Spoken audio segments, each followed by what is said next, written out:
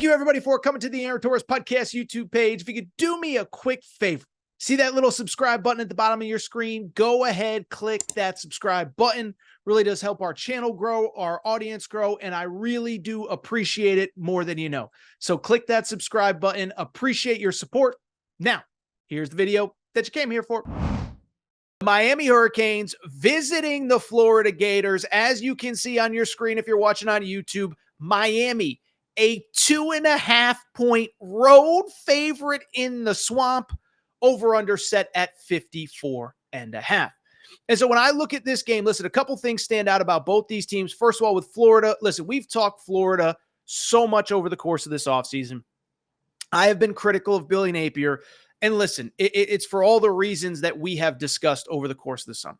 It's not that he went 6-7 in year one. It's not that he went 5-7 in year two. It is the lack of consistency on a week in, week out basis with the Gators. You look at just last year, for example. You have, for example, the great win over Tennessee. Follow it up by getting destroyed at Kentucky. Kentucky 300-plus yards rushing offense in that game. Ray Davis becomes a Heisman candidate overnight. Then you rally, you start to get better, you're playing better. You lose at home to Arkansas. Inexcusable. Later in the year, there's the LSU debacle, 600 yards of total offense for Jaden Daniels. But then, just when you're ready to give up on Billy Napier, they nearly beat Missouri. So it's just ups and downs, ebbs and flows, peaks and valleys. And listen, we know about the schedule. We know about this team, but it will be curious. Can you get a level of consistency in year three? Billy Napier saying all the right things, but we got to see it on the field, right? As far as Miami is concerned, listen. If you listen to the Aaron Torres pod, you know exactly how I feel about the Hurricanes. I do have Miami as my ACC champion. By the way, I was on this like a month ago. We did our way too early bracket back in late July, early August. I had Miami as my ACC champion. Felt like a lot of people kind of piled on that train as the offseason went on. But when you look at Miami, we've discussed it. Bottom line is, even people in this conference acknowledge. I've said it many times. I have a buddy close to the Florida State program. Probably talked to him 2 weeks before that team went to Dublin for week 0. And he said point blank, he said, look, the most talented team in this conference is Miami. Now, Mario Cristobal has had his game day miscues, but as I say often, last 3 years at Oregon, 3 Pac-12 title game appearances, 2 Pac-12 titles, and this roster is starting to look like a Mario Cristobal roster. First of all, you bring in Cam Ward from Washington State. We all know what he did there. Nearly 7,000 yards passing in 2 years there, 48 touchdowns. Before that was at Incarnate Word, put up all sorts of stats. Damian Martinez, the running back transfer from Oregon State. Elite offensive line play. Jalen Rivers, Mauioga, both those guys are going to be first-round picks at some point. And then, oh, by the way, the defense is led by the defensive line, Ruben Bain, who, oh, by the way, if you listen to Billy Napier's press conference on Monday in the lead up to this game, Billy Napier pointed out Ruben Bain is a monster and he is going to be an issue for us. So that's kind of the two teams coming in. With Florida, the one thing I will say, not a massive overhaul, but do want to go ahead and quickly give credit to Graham Mertz, because this is a guy that last year I gave a ton of flack to.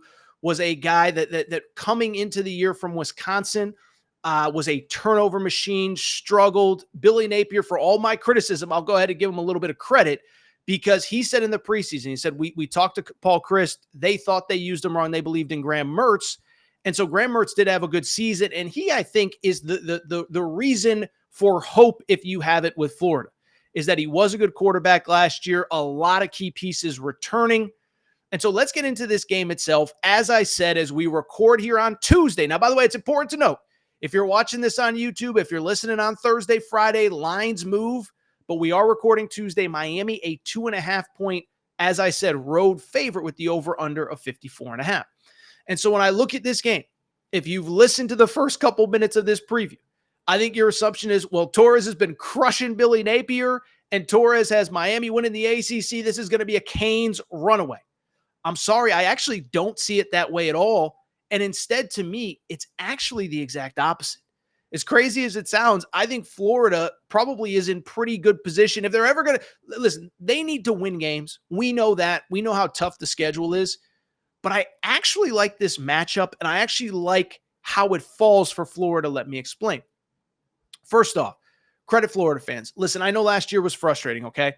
But however Billy Napier did it, it does feel like the majority of Florida fans sort of maybe a wait and see, but it feels like they want to believe in this team, that things will be different, that things will be improved. And listen, we can't extrapolate out 12, 13, 14 weeks to December 15th. And is Billy Napier still there?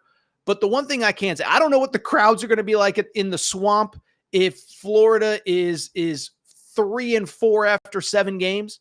But in week 1, this crowd is going to be incredible. Sellout crowd, getting price. I looked on Tuesday, it was like $180. So you know the crowd is going to be loud. It's going to be hot. I don't think that necessarily favors either team.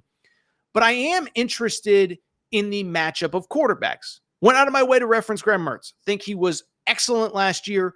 For all of Florida's problems, Graham Mertz wasn't one of them. Same time with Cam Ward. Listen, I love Cam Ward, but something stands out to me as he goes into a tough road environment at the Swamp.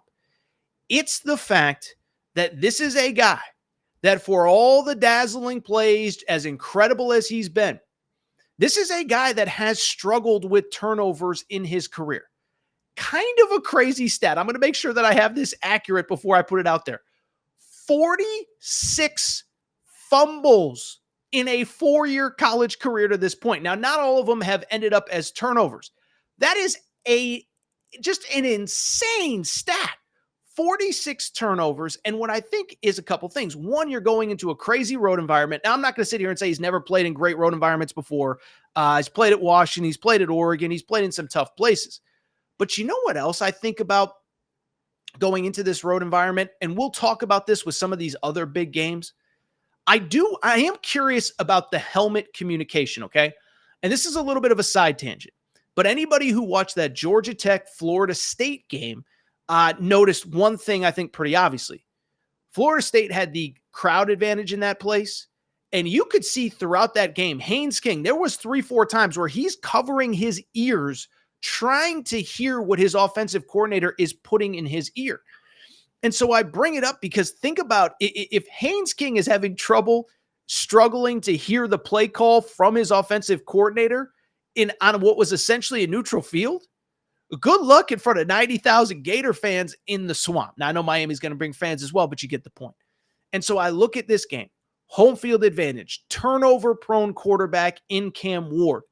And then finally, and I think this is important, listen, I said it about Billy Napier a minute ago.